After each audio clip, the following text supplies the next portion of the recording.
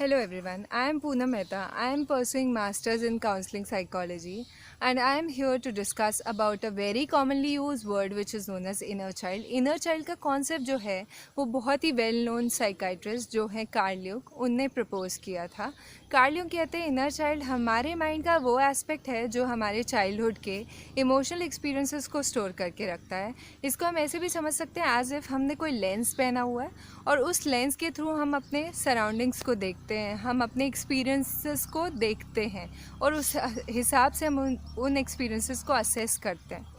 और inner child का impact हमारे डिसीजन मेकिंग, हमारी चॉइसेस, हमारे बिहेवियर सब में ईजिली दिखता है, स्पेशली जब हमारा इनर चाइल्ड वुंडेड हो। अब यहाँ पे एक बहुत इंपॉर्टेंट बात है जिसे समझने की ज़रूरत है कि हम till the age of 9 to 10 years altered state of consciousness में रहते। कोई भी बच्चा ऑल्टर्ड स्टेट ऑफ कॉन्शियसनेस में रहता है। दैट मीन्स कि हम किसी भी चीज़ को एनालाइज करके नहीं समझ पाते हैं, हम सब कॉन्शियसली रिएक्ट करते हैं हर चीज़ में।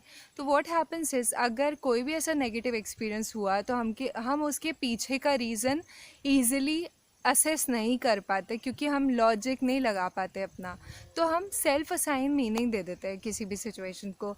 इसको हम एक एग्जाम्पल से समझ सकते हैं।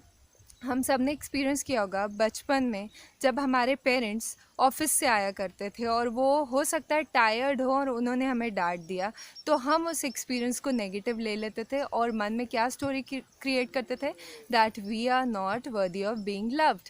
लेकिन रियलिटी ऐसे थी ही नहीं, ये रियलिटी नहीं थी जो हमने अपने मन में स्टोरी बना ली। और स्पेशली एक बार दो बार नहीं, अगर कंटिन्यूशन में या कुछ गैप से भी 3-4 बार ऐसा सेम एक्सपीरियंस हुआ तो हमारी ये रियलिटी हमको सच लगने लगती थी जो हमने मन में बना के रखी हुई है। इन दिस वे हम इस स्टोरी को जो हमने मन में बना ली थी इसको throughout our life carry करते रहते हैं। और एज एन अडल्ट जब हमारी मैरिज होती है और हमारा पार्टनर के साथ ऐसा कोई एक्सपीरियंस होता है तो हम सेम वे में रिएक्ट करते हैं क्योंकि हमने उस टाइप के कोपिंग मैकेनिज़म्स को डेवलप किया होता है। हम चीज़ों को इंटरनलाइज कर लेते हैं और वहाँ पे भी हम यही सोचते हैं that it is our fault, या हम वर्दी नहीं हैं ऑफ बीइंग लव्ड, या फिर कुछ ऐसा है जो हमारे में ही गड़बड़ है जो हमारे साथ ऐसे एक्सपीरियंसेस होते हैं। ऐसा तब भी हमने देखा, हमने सपोज़ किसी को व्हाट्सएप किया, मैसेज किया और वो मैसेज में ब्लू टिक तो लग गए लेकिन सामने वाले ने हमको रिप्लाई नहीं किया। वो कोई भी हो सकता है, हमारा फ्रेंड हो सकता है, कोई भी हो सकता है। तो अगर 2 दिन तक रिप्लाई नहीं आता तो हम ये नहीं सोचते कि हो सकता है सामने वाला बिज़ी हो, जबकि हम ये सोचते हैं कि हम में ही कुछ फॉल्ट है, क्या मुझसे कोई फ्रेंडशिप नहीं करना चाहता या मैं अच्छा फ्रेंड नहीं हूँ। तो इस वे में हम वो स्टोरी को थ्रू आउट आवर लाइफ आगे लेके चलते हैं और वो हमें लाइफ में बहुत नेगेटिवली इफ़ेक्ट करती है, स्पेशली इन आवर रिलेशनशिप्स। तो यहाँ पे एक बात समझने वाली है कि अब ये स्टोरी जो हमने क्रिएट की है ये हमने खुद ने क्रिएट की है, तो अब हमें ही इसे रिक्रिएट करना पड़ेगा by learning new coping mechanism. सबसे पहले तो हमें अंडरस्टैंड करना पड़ेगा, अवेयरनेस लेके आनी पड़ेगी, एक्सेप्ट करना पड़ेगा that we are the one who has created this. और what we can do is हम अवेयर हो जाएं और थोड़ा सा रुक के सोचें कि नहीं, अब ये वो रियलिटी नहीं थी, मतलब वो उस टाइम की सिचुएशन थी, अब रियलिटी अलग है। अब अगर ऐसी सिचुएशन हो रही है दैट डजंट मीन कि मुझे वही पुरानी स्टोरी को अपने माइंड में रिपीट करना है। And in this way with self awareness, with self work, we can come out of the same.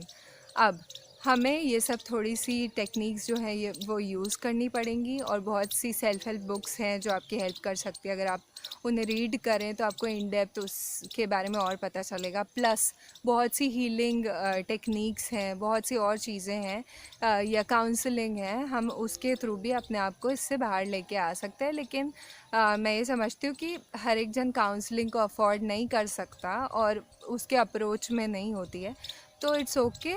हम सेल्फ अवेयरनेस के साथ भी it might take some time, लेकिन हम उससे बाहर आ सकते हैं। I hope you like today's content. If you like the same, और अगर आप किसी को जानते हैं जो इस टाइप के कंटेंट को पसंद करता है तो आप प्लीज़ इस वीडियो को शेयर करें, लाइक करें और सब्सक्राइब करें। I am going to upload the videos related to psychology, self help and all the topics related to this. Thank you for watching.